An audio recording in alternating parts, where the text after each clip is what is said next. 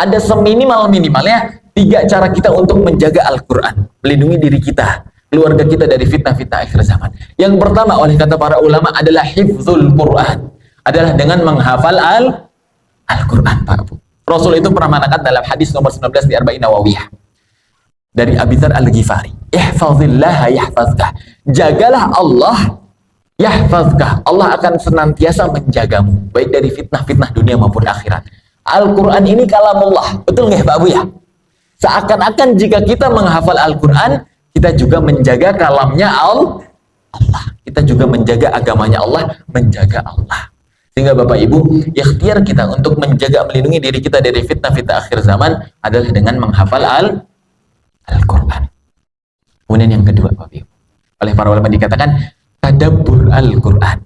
Yang kedua adalah dengan cara tadabbur Al-Quran. Namun yang dimaksud dengan tadabbur di sini adalah mengkaji keilmuan Islam yang terkandung di dalam Al-Quran.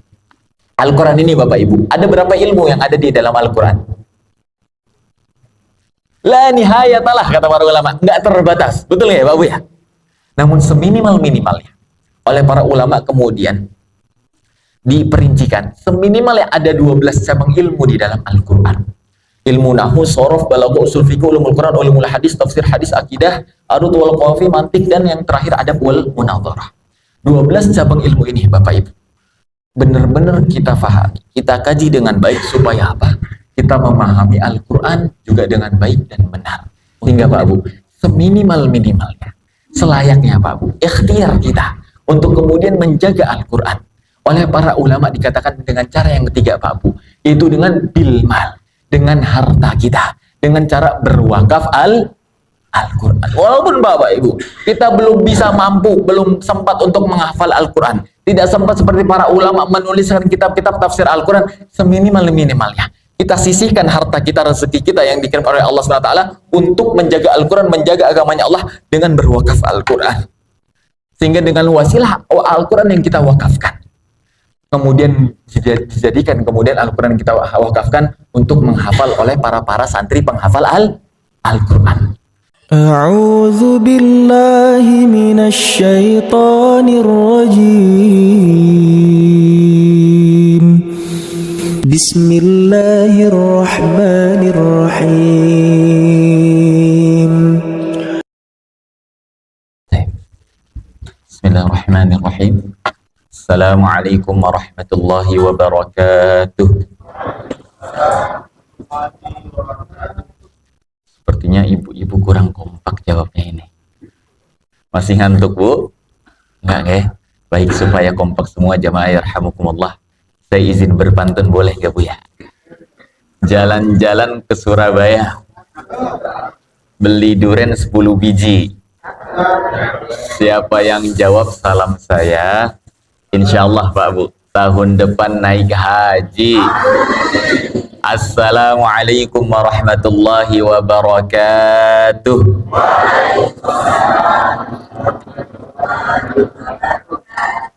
Alhamdulillahi rabbil alamin.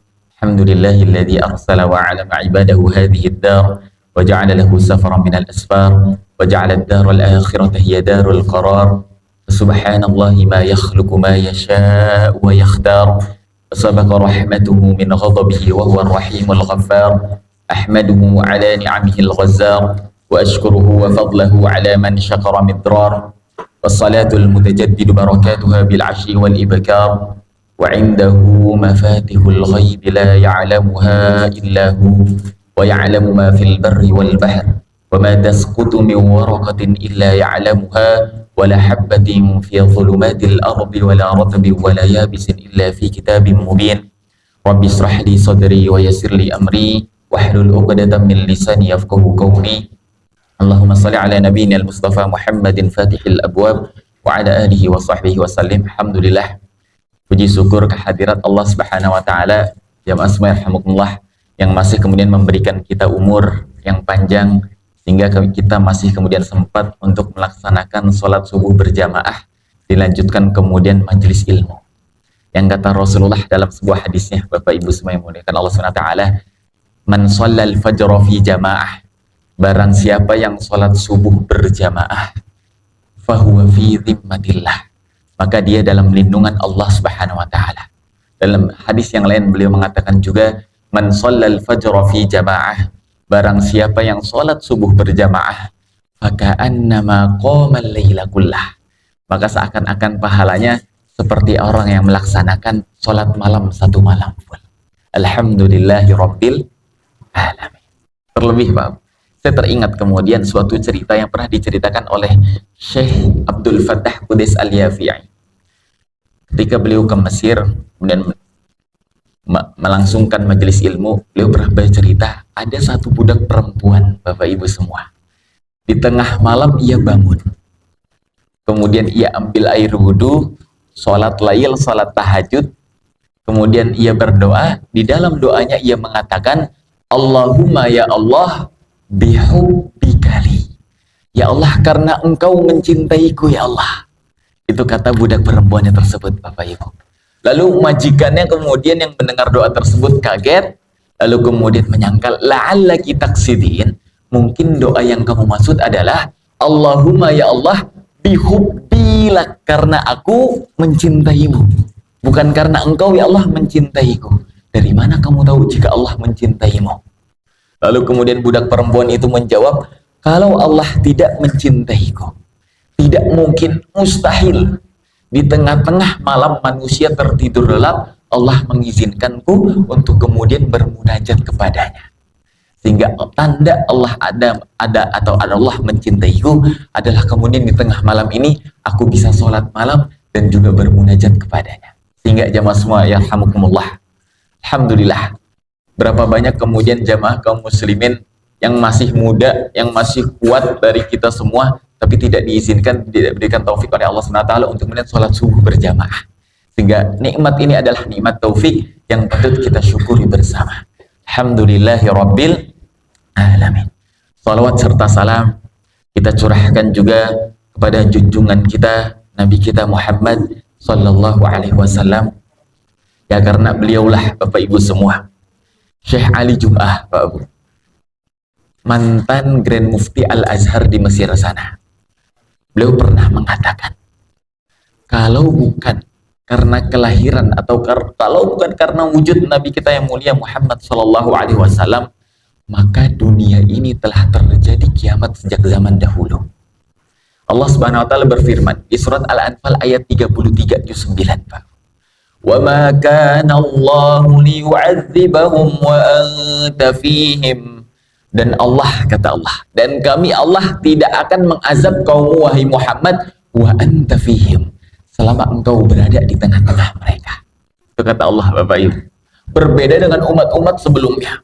Kaum Ad, kaum Samud, kaum Lut, kaum Nabi Syuaib, semuanya kaum itu durhaka sama nabinya. Seketika saat itu Allah timpakan langsung azab kepada mereka. Namun berbeda dengan umatnya Nabi Muhammad. Wa anta fihim, kami tidak akan mengazab mereka wahai umatmu, wahai Nabi Muhammad, selama kemudian engkau berada di tengah-tengah mereka. Lalu sekarang Nabi Muhammad telah wafat, telah meninggalkan kita, Bapak Ibu. Dilanjutkan ayatnya. Wa ma kana Allahu mu'adzibahum wa hum yastaghfirun.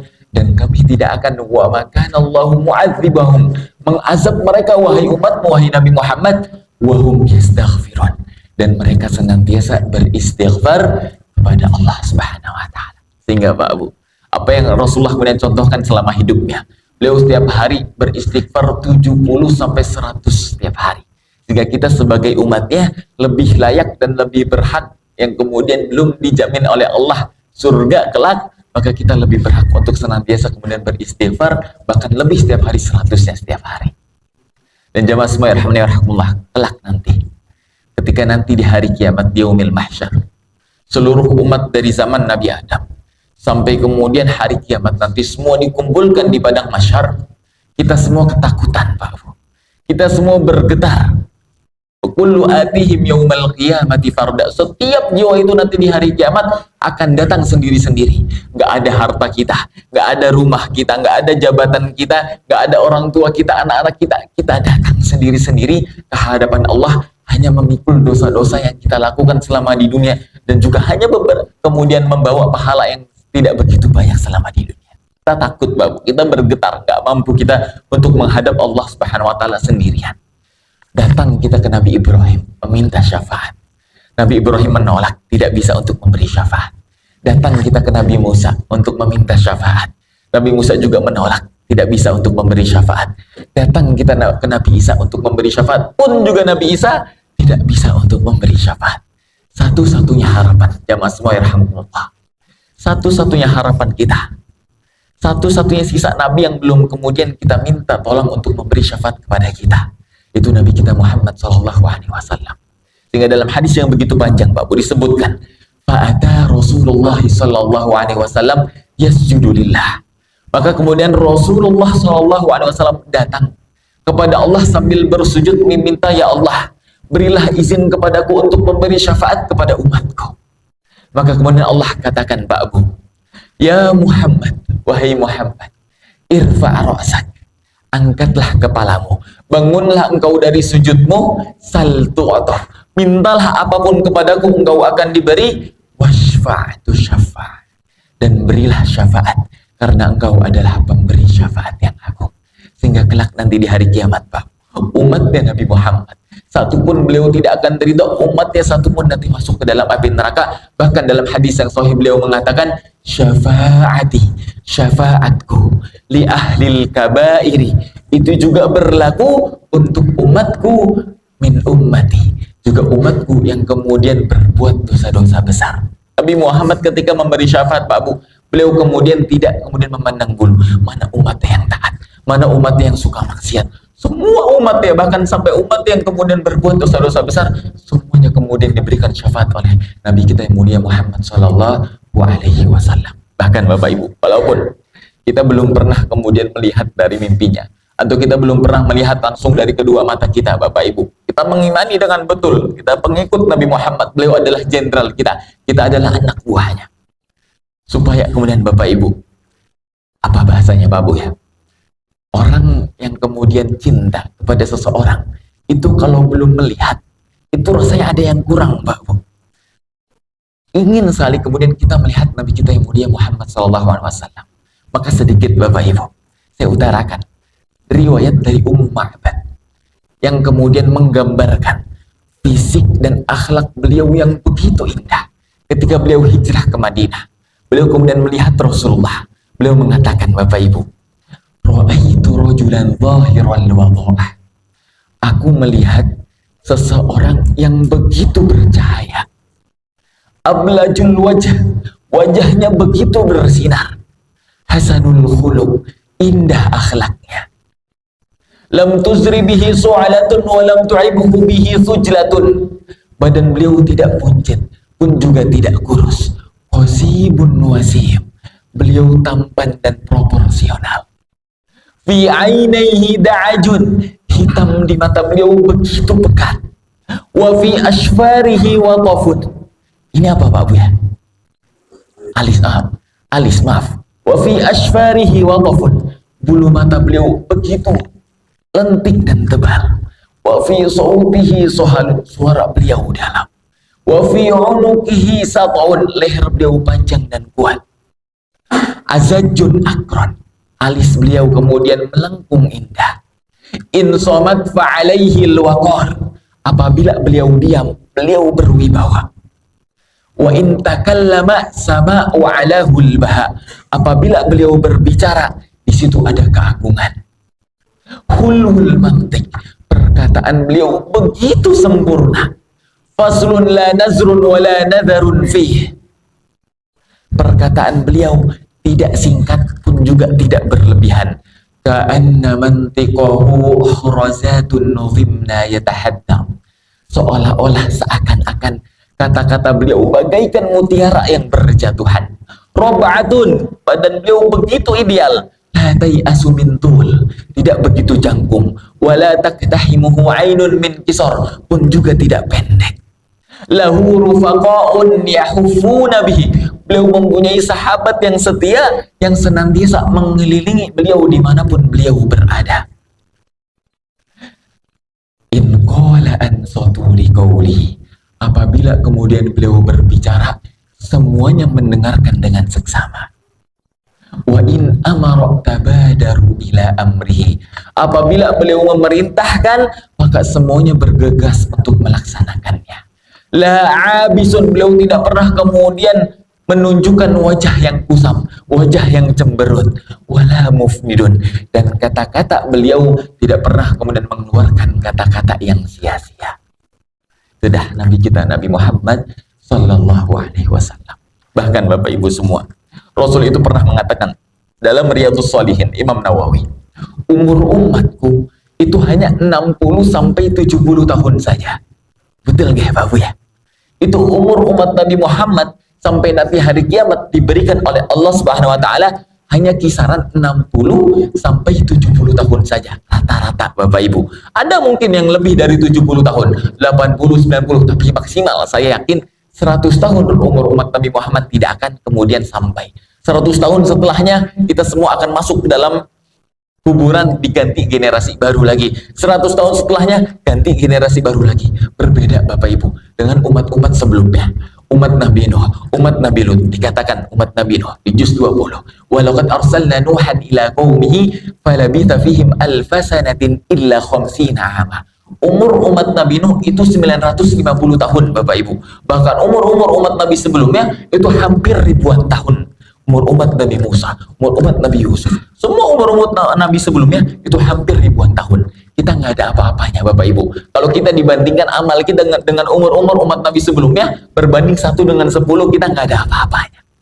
Tapi Bapak Ibu semua Allah SWT, kendati umur kita hanya diberikan sedikit sekali, 60 sampai 70 tahun, namun karena keberkahan Nabi Muhammad SAW, Allah memberikan fadhailul a'mal, kesempurnaan, kemuliaan amal-amal bagi umat dan Nabi Muhammad, amal yang sedikit, tanpa susah payah, tapi pahalanya begitu berlimpah Bapak Ibu. Rasul tadi katakan, di sholat subuh tadi, seperti bagaikan kita sholat seperti orang yang melaksanakan sholat malam, 1 malam full. Man shallal fajra fi jamaah, faka'annama qamal laila kullah. Barang siapa yang sholat subuh berjamaah, maka seakan-akan pahalanya seperti orang yang melaksanakan 1 malam full. Bahkan dalam hadis yang lain, dalam hadis sahihnya beliau mengatakan, man shallal ghadah fi jamaah, siapa yang sholat subuh berjamaah, summa qa'ada yadhkurullah, kemudian dia duduk mengingat Allah, dia berzikir, dia kemudian menuntut ilmu, dia kemudian membaca Al-Quran, hatta tatlu'asy syams, sampai terbitnya matahari, summa shalla raka'atain, kemudian dia sholat 2 rakaat, faka'annama ka'ajri hajjah, maka seakan-akan pahalanya seperti orang yang melaksanakan haji Bapak Ibu. Lagi-lagi amal yang sedikit tanpa susah payah, tapi pahalanya berlimpah. Rasulullah dalam hadis yang sahih juga mengatakan Bapak Ibu, salatun fi masjidil haram, 1 kali salat di Mekah sana, di Masjidil Haram, afdalu min mi'ati alfi salatin fi ma siwah, itu pahalanya lebih baik, lebih banyak daripada 100.000 kali salat Pak Bu. Kita 1 kali sholat 1 hari berapa Bapak Ibu? 5. Lah kalau 100.000 kali sholat itu berapa tahun? Sama dengan 273 tahun. Bayangin Bapak Ibu, 1 kali sholat kita di Mekah sana, kita seakan mendapatkan pahala orang yang melaksanakan sholat 273 tahun. Lagi-lagi, amal yang sedikit tanpa susah payah, tapi pahalanya berlimpah. Bahkan Bapak Ibu, semoga Bapak Ibu kita kemudian diizinkan oleh Allah bisa kemudian sholat di Mekah sana, di Masjidil Haram sana, dan bisa sujud di depan Ka'bahnya Allah. Amin ya Rabbal Alamin. Bahkan Bapak Ibu, Rasul pernah mengatakan dalam hadis yang lain, inna mimma yalhaqul mu'min, sesungguhnya ada suatu amalan bagi seorang mukmin yalhaq, yang pahalanya itu akan terus mengalir walaupun dia telah wafat. Ba'da mautih, yang pertama adalah ilman alimahu wa nasyarahu, yaitu suatu ilmu yang kemudian dia sebarkan. Maka Bapak Ibu, kita punya ilmu, kita sebarkan kemudian ke khalayak umum, ke masyarakat. Ilmu itu Bapak Ibu yang kita sebarkan sampai nanti hari kiamat, walaupun wafat, pahala akan terus mengalir kepada kita semua. Wa waladan salihan tarakahu, anak yang soleh yang kemudian meninggalkannya. Sehingga Bapak Ibu, alaqah hubungan antara anak dengan bapaknya, antara anak dengan orang tuanya dalam Islam itu bukan alaqah dunyawiyah, bukan hanya kemudian perkara hubungan dunia saja, tapi juga alaqah ukhrawiyah, alaqah kemudian perkara hubungan akhiratnya. Sampai nanti hari kiamat Bapak Ibu, kita wafat meninggalkan anak-anak yang soleh, anak-anak yang kemudian menghafal Al-Quran, anak-anak yang soleh kemudian yang senantiasa menjaga sholatnya, menjaga agamanya Allah, sampai kemudian cucu-cucu, cicit-cicit semuanya itu Bapak Ibu, kita masuk ke dalam kuburan, kita mendapatkan aliran pahala karena berkat anak-anak kita yang kemudian kita didik. Kemudian Rasulullah kemudian katakan, wa mushafan warrathahu, dan Al-Quran yang ia wakafkan. Sehingga Bapak Ibu, selama Al-Quran kemudian yang kita wakafkan, selama itu juga kemudian pahala mengalir kemudian kepada kita. Walaupun Bapak Ibu, sampai kemudian kita sudah wafat, kita masuk ke dalam kuburan. Contoh Bapak Ibu, Rasul itu pernah mengatakan, man qara'a harfan min kitabillah kanat lahu hasanah. Barang siapa yang membaca satu huruf di dalam Al-Quran, maka ia mendapatkan satu pahala. Contoh Pak Ibu, kita mewakafkan Al-Quran. Kemudian Al-Quran yang kita wakafkan itu dibaca oleh para santri, dibaca oleh para penghafal Al-Quran. Katakan Mbak Abu, satu halaman di dalam Al-Quran itu ada 100 huruf. Contoh di Al-Fatihahnya, Bismillahirrahmanirrahim. Itu ada berapa huruf Bapak Ibu? 19. Masya Allah betul. Alhamdulillahi Rabbil Alamin Ar-Rahmanir-Rahim Maliki Yawmiddin. Hitung sendiri Bapak Ibu ya hurufnya. Saya yakin Bapak Ibu, Al-Fatihah itu lebih dari 100 huruf. Tapi katakan, satu halaman itu minimal ada 100 huruf. Dulu Bapak Ibu, saya kawan-kawan, metode saya dulu untuk menghafal Al-Quran, itu satu halaman setiap hari saya ulangi 10 kali.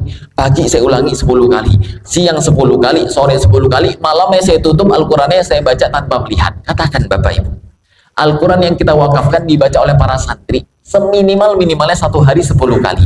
Kalau satu halaman ada 100, 10 kali 100 berarti berapa Pak Bu? 1000. Baru satu halaman. Berkat Al-Quran yang kita wakafkan, sudah 1000 pahala mengalir kepada kita Bapak Ibu.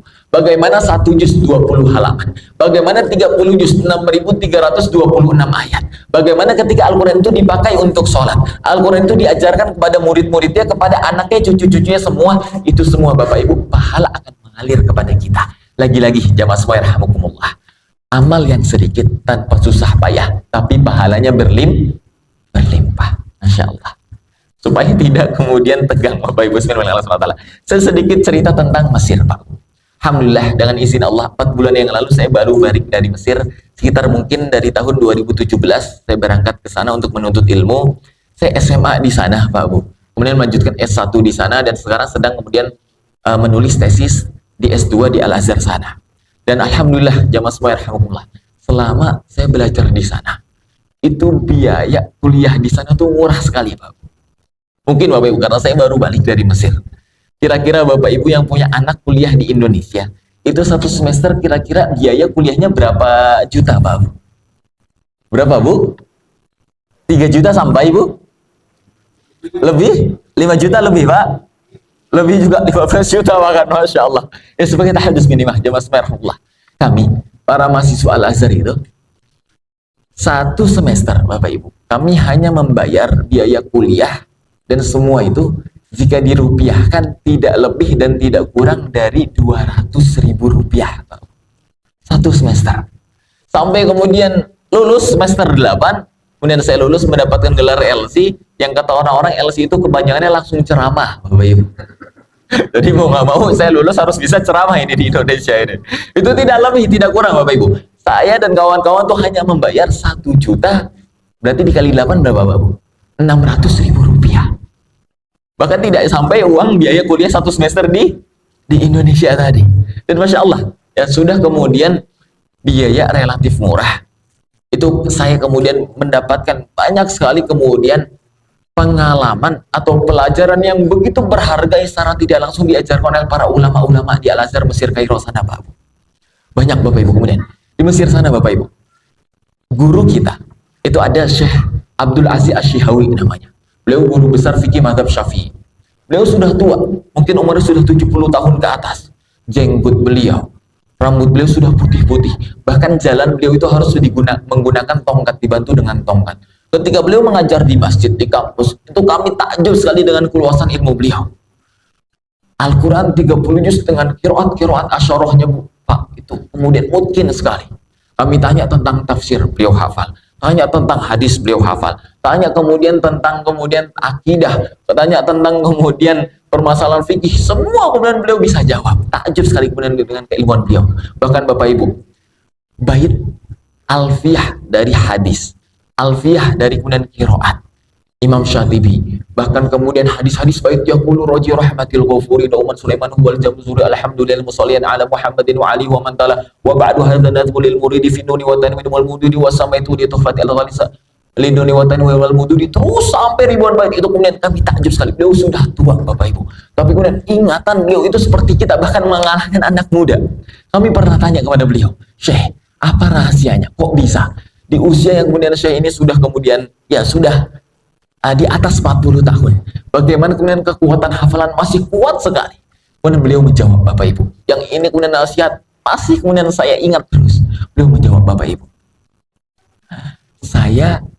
Allah menjaga saya ketika tua karena saya menjaga Allah ketika saya muda, Bapak Ibu. Itu begitu nasihat yang begitu kemudian saya akan ingat-ingat terus, Bapak Ibu. Atau dengan kata lain, saya menjaga Allah ketika waktu muda, maka Allah menjaga saya ketika saya tua. Bahkan Bapak Ibu, ketika beliau selesai mengajar, kami ikuti dari belakang, kirain beliau naik motor atau naik mobil, Bapak Ibu. Ternyata enggak. Beliau menunggu di tepi jalan, menunggu angkot atau mobil itu datang. Mobil bis, Bapak Ibu. Bis datang. Ternyata sehingga kemudian pulang pergi beliau itu mengajar dari kampus atau masjid rumah beliau, atau dari rumah ke masjid, itu pulang pergi menaiki angkot atau bis. Bis datang, kami naik bersama. Kalau bis kemudian tempat duduknya sudah full, sudah penuh, itu juga beliau berdiri desak-desakan bersama kami. Begitu tawadu sekali, seakan-akan dunia itu nggak ada apa-apanya, Bapak Ibu. Pagi, siang, sore beliau kemudian sibuk untuk mengajar, malamnya kemudian beliau menuliskan kitab. Terus sibuk, bahkan puluhan kitab, bahkan ratusan beliau sudah tulis kemudian dicetak di Mesir yang bisa kemudian kita baca dari karangan-karangan kitab beliau. Bahkan Bapak Ibu, ada satu masjid di Mesir sana, namanya Masjid Ashraf. Mungkin besarnya seperti ini. Masjidnya bawah tanah. Ketika bulan Ramadan, Bapak Ibu, Syekh Yusri Jaber, imam dari Masjid Ashraf tersebut, melaksanakan sholat tarawih. Setelah melaksanakan sholat tarawih, itu beliau melaksanakan dengan para jamaah sholat lail satu malam, Bapak Ibu. Beliau melaksanakan sholat lail satu malam, menghabiskan 7,5 juz. Satu malam, Bapak Ibu. Dari jam 9 malam sampai jam 3 pagi, itu sholat baru selesai.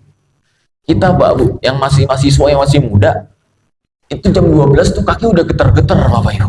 Udahlah, ini nggak kuat ini. Selonjor dulu lah ini, istirahat dulu. Tapi beliau, Bapak Ibu, Syekh Yusri, yang umurnya saya yakin juga udah 60 tahun ke atas, sudah kemudian beruban semuanya, jenggot dan rambut beliau. Selesai beliau menyalami, Assalamualaikum warahmatullah, Assalamualaikum warahmatullah. Langsung beliau berdiri, lanjut mengimami para jamaahnya yang lain.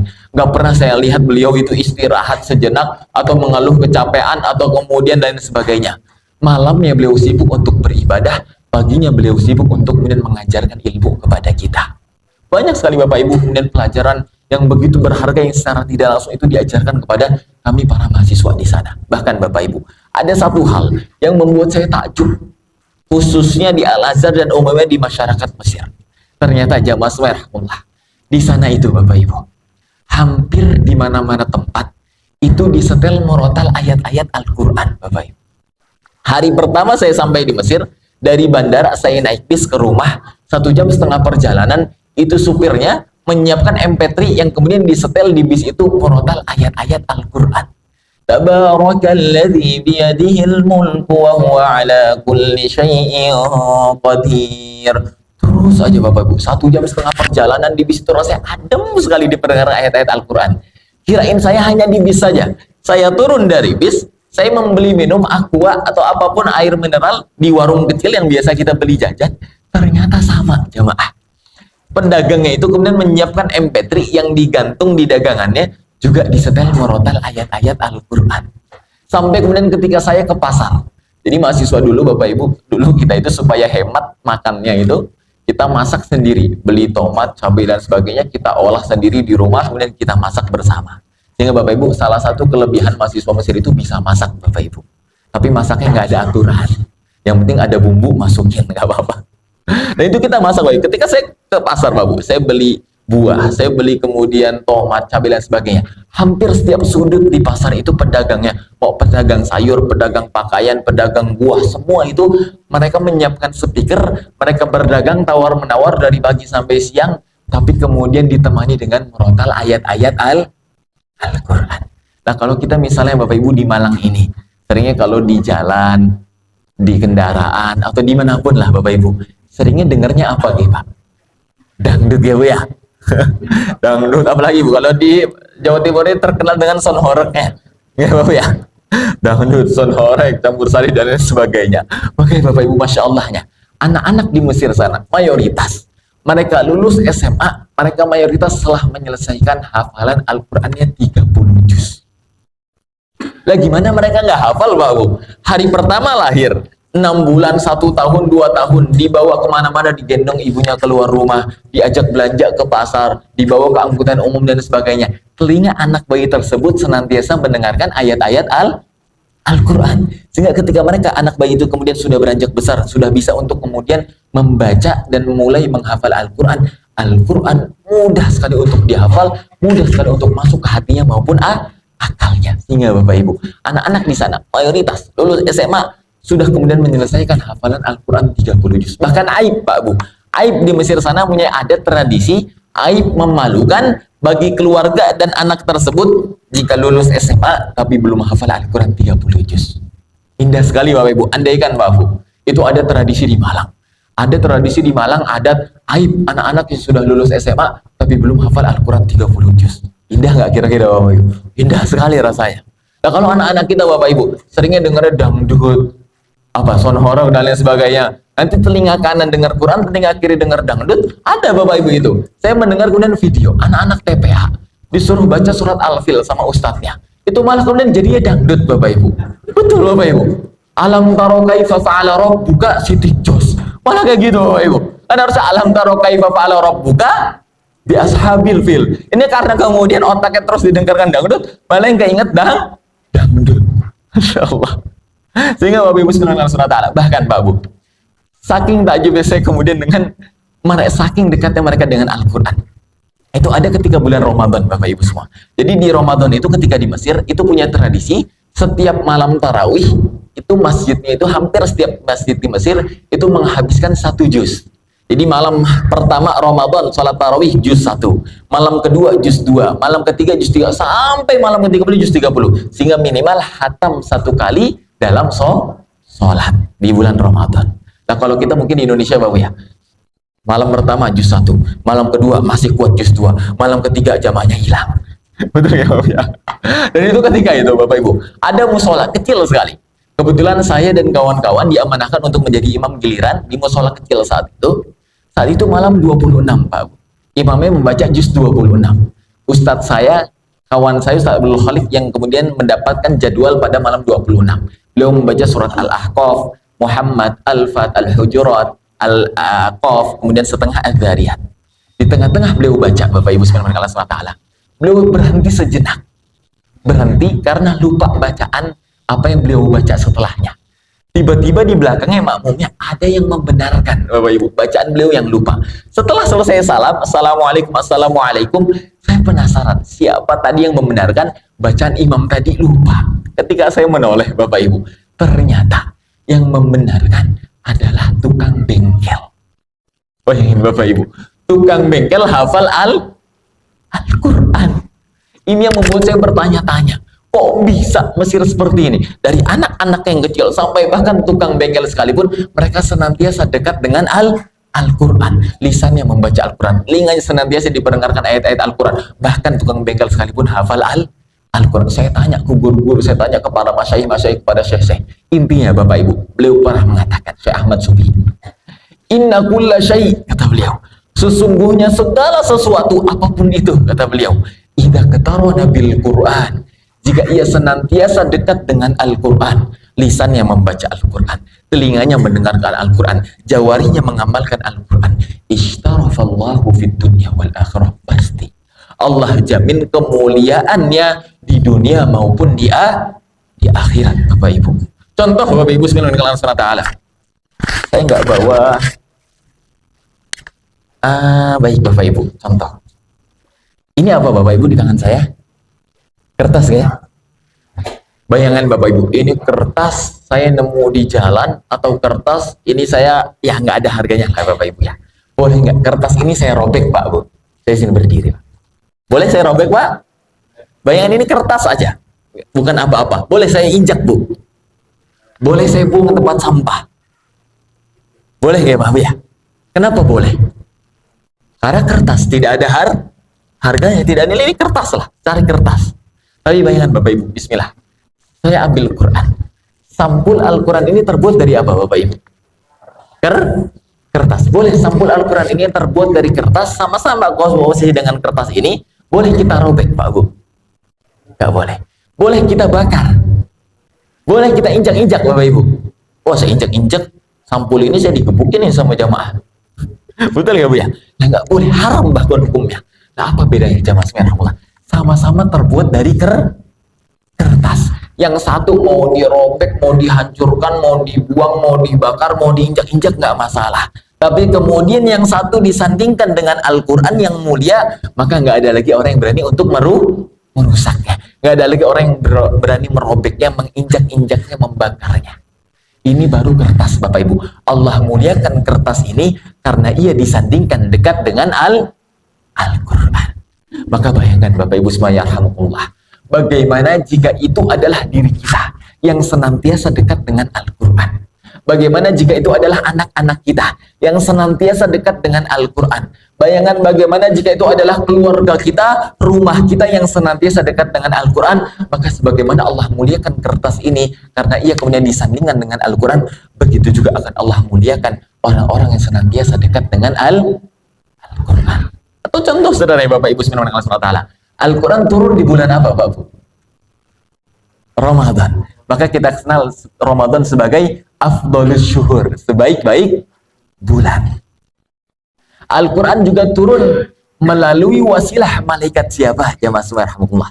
Malaikat Jibril. Kita kenal juga malaikat Jibril sebagai sayyidul malaikah, pemimpin para malaikat. Begitu juga Al-Quran atau Nabi kita. Al-Quran turun sebagai mujizat kepada Nabi kita yang mulia Muhammad SAW. Maka Nabi kita dilakoni sebagai Sayyidul Anbiya, pemimpin para Nabi yang menjadi imam di antara Nabi yang lain ketika peristiwa Isra Mi'raj. Allah menaikkan derajat Ramadan karena di dalamnya diturunkan Al-Quran. Allah menaikkan derajat malaikat Jibril karena melalui wasilahnya kemudian diturunkan Al-Quran. Begitu juga Allah memuliakan, meninggikan derajat Nabi Muhammad karena melaluinya kemudian diturunkan Al-Quran sebagai mukjizatnya. Sehingga Bapak Ibu, para Al-Quran, para ulama tafsir mengatakan, kama wasafallahu ta'ala bi anna Al-Quran huwal karim. Sebagaimana Allah Ta'ala telah mensifati bahwasannya Al-Quran merupakan kitab yang mulia, Al-Quranul Karim, yang mulia. Fakadzalika, maka demikian pula man taqarraba bihi, barang siapa yang kemudian senantiasa dekat dengannya, wa ta'allaqa bihi, dan kemudian hatinya kemudian terpaut dengan Al-Quran, fahuwa karim, maka ia pun akan Allah muliakan di dunia maupun di akhirat. Bahkan Bapak Ibu, banyak sekali nas-nas Al-Quran maupun hadis yang membicara tentang kemuliaan Al-Quran. Saya izin Bapak Ibu, kita izin tadabbur satu ayat saja. Saya yakin ini semua kita sudah hafal semua tentang kemuliaan Al-Quran. Bismillahirrahmanirrahim. Alif Lam Mim. Dzalikal kitab. Baik Bapak Ibu, saya mohon izin sekali Bapak Ibu. Bismillah. Dzalikal kitab. Dzalik Bapak Ibu, orang Arab itu ketika ingin mengatakan sesuatu yang jauh, itu memakai kata dzalik yang artinya itu. Begitu juga kita Pak Bu ya. Bahasa Jawanya itu apa Pak Bu? Itu juga ya. Itu untuk sesuatu yang jauh. Contoh, itu motor karena motor jauh dari saya. Tapi kalau saya bilang untuk sesuatu yang dekat, memakai ini. Betul ya Pak Bu ya? Ini Al-Quran, ini air minum karena dekat. Tidak mungkin saya bilang ini motor padahal motor jauh dari saya. Nah, bahasa Arabnya itu adalah dzalik, Bapak Ibu. Dzalik. Bahasa Arabnya ini itu hadza. Hadza, Pak. Sekarang pertanyaannya, Bapak Ibu. Di Al-Qur'an itu nggak ada yang kemudian nggak ada alasannya. Para ulama tafsir itu mengatakan tertibul Quran maksud atau ikhtiar lafzul Quran maksud. Setiap pemilihan kata di dalam Al-Quran itu pasti punya tujuannya. Sehingga kita pertanyakan Bapak Ibu, kenapa Allah memulai ayat kedua di Al-Baqarah memakai kata dzalikal kitab? Itu adalah Al-Quran. Padahal Al-Quran itu begitu dekat dengan kita. Betul Bapak Ibu ya? Mau kita baca, bisa di rumah ada Al-Quran, di masjid ada Al-Quran, di jalan kita buka HP juga ada Al-Quran. Al-Quran begitu dekat dengan kita Bapak Ibu. Tapi kenapa kemudian Allah mengatakan dengan kata dzalik yang seakan-akan Al-Quran itu jauh. Sehingga para ulama tafsir itu mengatakan Bapak Ibu, dzalik itu menunjukkan bukan jauh masafah, bukan jauh jarak. Namun yang maksud jauh adalah jauh manzilah, yaitu jauh kedudukan. Sehingga orang yang dekat dengan Al-Quran pasti akan Allah tinggikan derajatnya, sebagaimana Allah katakan dalam ayat Al-Quran tadi, dzalikal kitab.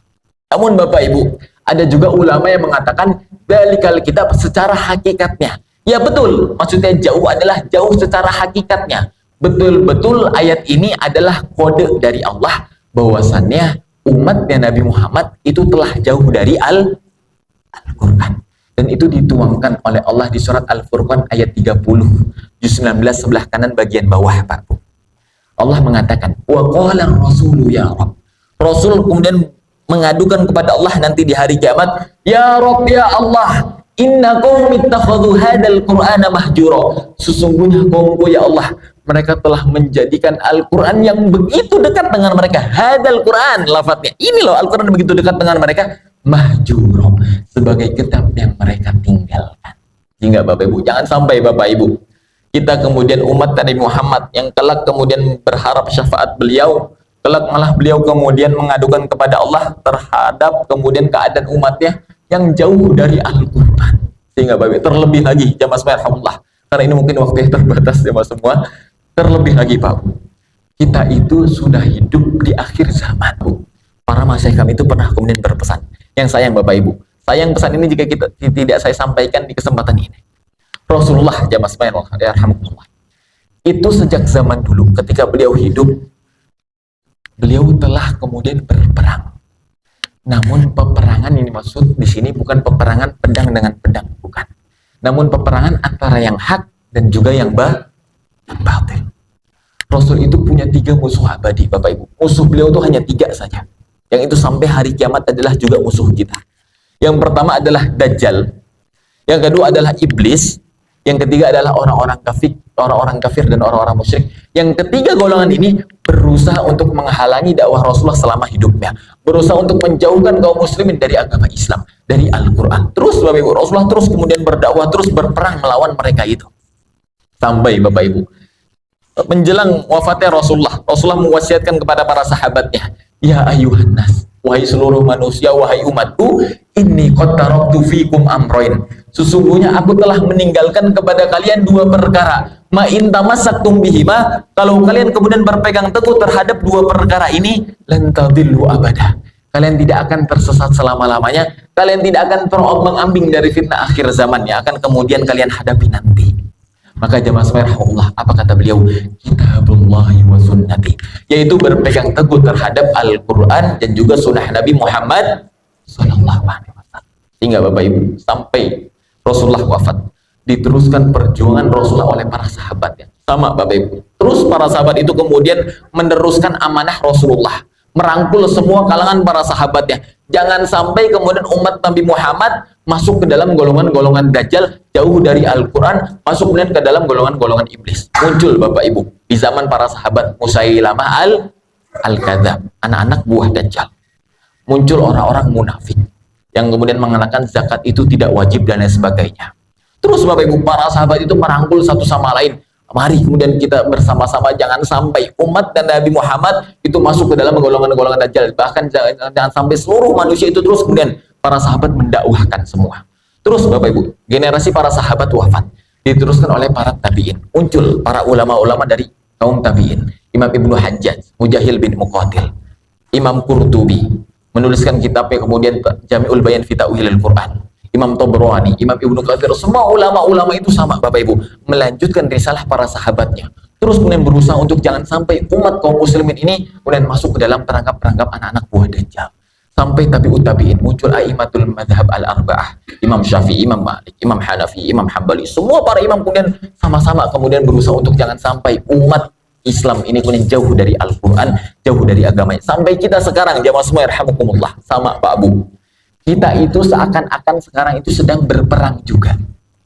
Berperang bukan kemudian berperang tembak-tembakan, bukan, tapi peperangan kita adalah peperangan dengan orang-orang tadi yang berusaha kemudian menjauhkan kaum muslimin, menjauhkan anak-anak kita dari Al-Quran, dari kemudian masjid, dari agamanya. Bagaimana kita melihat keadaan kaum muslimin sekarang, Bapak Ibu?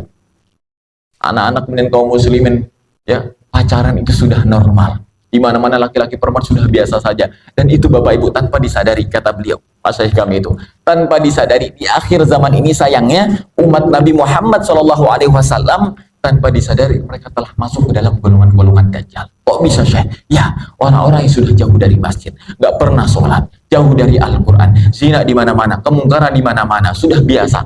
Tanpa disadari Bapak Ibu, mereka itu sudah masuk ke dalam golongan-golongan Dajjal. Sehingga Bapak Ibu, jangan sampai Bapak Ibu, di dunia penuh fitnah ini yang kita hidup, jangan sampai anak-anak kita, keluarga kita rangkul bersama-sama, jangan sampai kemudian tanpa disadari, tanpa kita sadari, mereka malah justru masuk ke dalam golongan-golongan Dajjal. Kita rangkul bersama Bapak Ibu, semua masyarakat kita, anak-anak kita, kemudian keluarga kita bersama.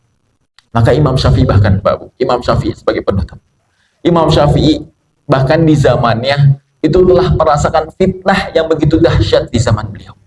Sehingga kemudian beliau berpesan kepada murid-muridnya, ada seminimal-minimalnya 3 cara kita untuk menjaga Al-Quran, melindungi diri kita, keluarga kita dari fitnah-fitnah akhir zaman. Yang pertama oleh kata para ulama adalah hifzul Quran, adalah dengan menghafal Al-Quran, Pak Abu. Rasul itu pernah mengatakan dalam hadis nomor 19 di Arba'in Nawawiyah dari Abi Dzar Al-Ghifari, ihfazillaha yahfazkah, jagalah Allah, yahfazkah, Allah akan senantiasa menjagamu, baik dari fitnah-fitnah dunia maupun akhirat.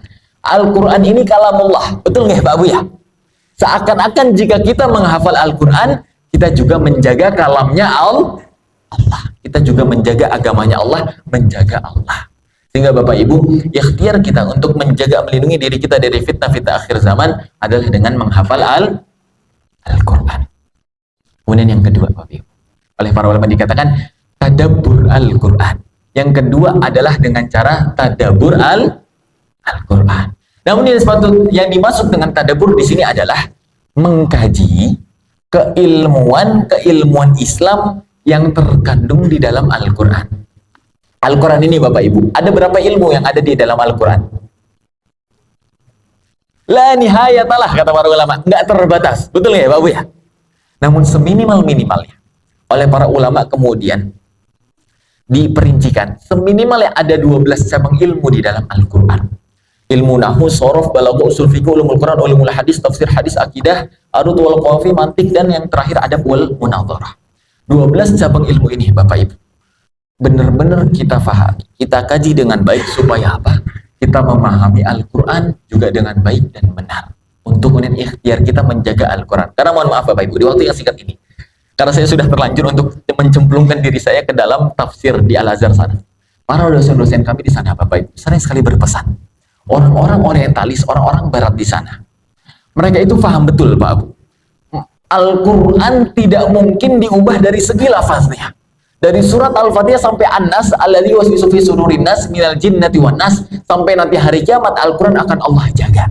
Mereka paham betul Al-Quran tidak akan mungkin dirubah dari segi lafaznya. Tapi Bapak Ibu, fakta yang terjadi sekarang, mereka berusaha dengan sangat keras untuk kemudian merubah Al-Quran dari segi maknanya Pak. Bagaimana caranya? Mereka memasuki hadis-hadis palsu, hadis-hadis maudhu terhadap kitab-kitab tafsir Al-Quran. Mereka memasuki kisah-kisah Israiliyat yang itu diambil dari kitab-kitab Yahudi kepada tafsir-tafsir Al-Quran. Tujuannya apa? Ketika orang muslim membaca tafsir Al-Quran ya, mereka menemukan keraguan terhadap Al-Quran. Ketika sudah ragu terhadap Al-Quran, murtadlah mereka. Dan itu terjadi Bapak Ibu. Contoh satu saja, walaupun banyak sekali. Mereka mengatakan Bapak Ibu, dan ini sudah masuk ke dalam tafsir-tafsir kita yang kita baca sekarang. Mereka mengatakan, Homer itu sekarang hukumnya mubah. Homer Bapak Ibu, mereka berdalil juga. Wa manafi'u linnas di surah Al-Baqarah itu. Karena bermanfaat untuk manusia. Karena diharamkan di zaman Rasulullah, karena dulu di Jazirah Arab di zaman Rasulullah itu panas, gersang sekali, kemarau. Sehingga Homer tidak ada manfaatnya. Namun di zaman kemudian yang bahkan tempat yang dingin, yang bersalju dan sebagainya, itu Homer punya manfaat untuk menghangatkan tubuh manusia. Sehingga yang hukumnya tadinya haram menjadi mubah. Dan itu fakta Bapak Ibu. Sampai kepada tafsir-tafsir kita. Bagaimana jika itu sampai kepada anak-anak kita Bapak Ibu? Sehingga Bapak Ibu, Syekh Ramadan Al-Buti, karena ini sudah terlanjur, ya sudah masuk ke kepala kita supaya tidak menjadi syubhat. Syekh Ramadan Al-Buti menuliskan kitab Layatihil Batil 300 halaman lebih. Beliau menjawab tuduhan-tuduhan orang-orang orientalis yang berusaha merusak makna Al-Quran dari segi maknanya ini Bapak Ibu. Beliau menjawab secara singkat Bapak Ibu. Beliau mengatakan, di Arab sana itu ada dua musim. Musim panas dan juga musim dingin. Bapak Ibu yang sudah umroh pasti merasakan.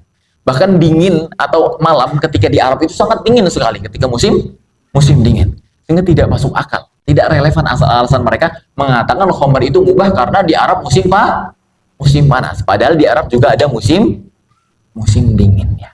Banyak sekali Bapak Ibu. Mereka mengatakan, kenapa kemudian di surga, di dunia Homer itu diharamkan oleh Allah, tapi di surga justru dijanjikan. Seakan-akan kita meminum barang yang kemudian diharamkan oleh Allah di surga. Barang yang kemudian kotor. Maka mereka tidak membaca Al-Waqiah ayat 19, Pak Bu. La yusadda'una anha wa la yanzifun.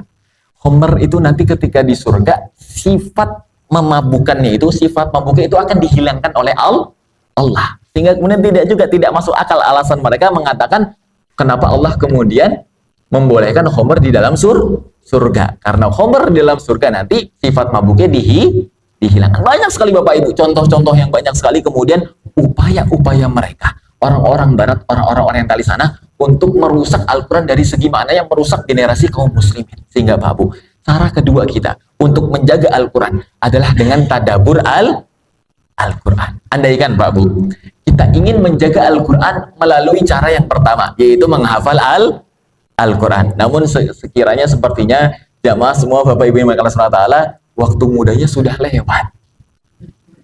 Ingatannya, memorinya sudah tidak sekuat seperti dulu zaman Bapak Ibu SMP, SMA atau kuliah dulu. Mau ngafalin Al-Quran hari ini 1 halaman, besoknya lupa 2 halaman. Malah berkurang ya Bapak Ibu ya.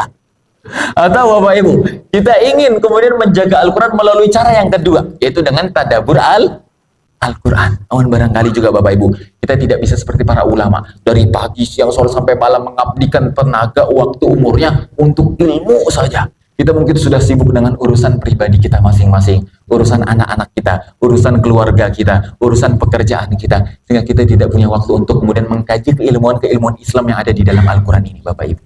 Sehingga Pak Bu, seminimal-minimalnya, selayaknya Pak Bu, ikhtiar kita untuk kemudian menjaga Al-Quran.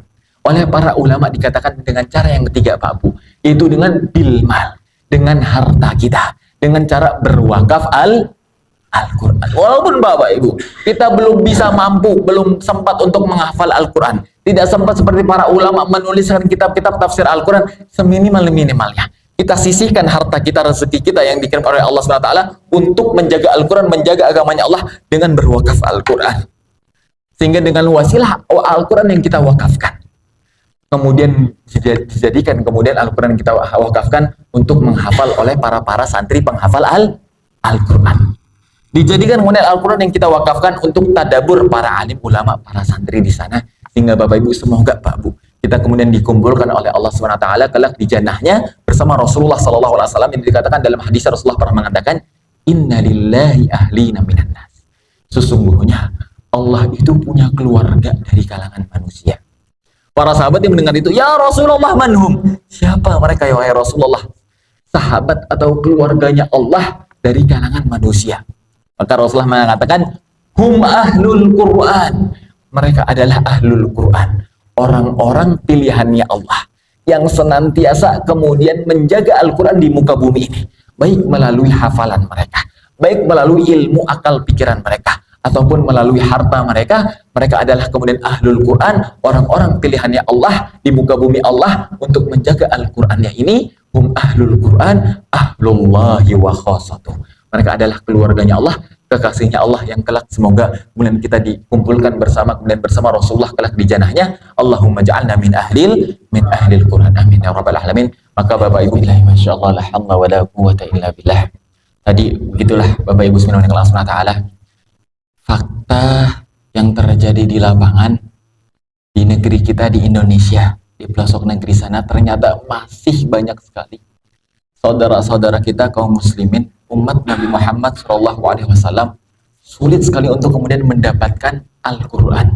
Bahkan untuk mendapatkan satu Al-Quran, memberi Al-Quran satu, mereka kemudian harus mengeluarkan biaya 700.000 rupiah. Dan ini bukan biaya Al-Quran ya Bapak Ibu, tapi biaya transportnya dari rumah mereka ke kota, kemudian beli Al-Quran, balik lagi kemudian ke rumah mereka. Mereka harus mengeluarkan biaya hampir 1 juta itu. Bahkan Bapak Ibu, kita mendapatkan kemudian informasi dari tim Badan Wakaf Al-Quran, tim distribusi ketika ke pelosok negeri sana, banyak sekali kemudian upaya, usaha pemurtadan, kristenisasi yang dilakukan oleh orang-orang Kristen yang kita sebut dengan anak-anak buah Dajjal, yang ingin berusaha untuk kemudian merusak anak-anak generasi akidah kita, merusak akidah dari anak-anak kita. Kalau ibarat dikatakan Bapak Ibu, kita bawa 1 kilo beras, mereka bawa 1 karung beras. Kita dakwah ini tadi pakai mobil, motor, mereka pakai helikopter, Bapak Ibu. Banyak sekali kemudian proyek-proyek mereka untuk kemudian menyesatkan, bahkan memurtadkan ya anak-anak kita kaum muslimin. Sudah mereka tidak dapat Al-Quran, jauh dari Al-Quran, pedomannya sudah tidak ada, plus kemudian datang kemudian godaan-godaan ekonomi tadi dari kemudian orang-orang yang kita sebutlah anak-anak buah Dajjal tadi untuk merusak akidah anak-anak generasi kita. Sehingga Bapak Ibu semua yang Allah SWT, sama-sama Bapak Ibu, kita sebagai umat Nabi Muhammad, sama-sama kita ikhtiar, kita jaga bersama umat kita jaga bersama kaum muslimin.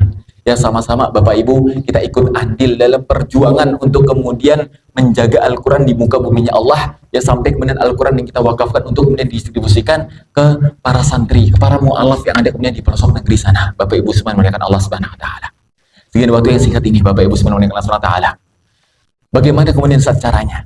Maka dengan penuh kerendahan hati Bapak Ibu, saya izin untuk menjelaskan ya sistematis untuk kemudian berwakaf Al-Quran.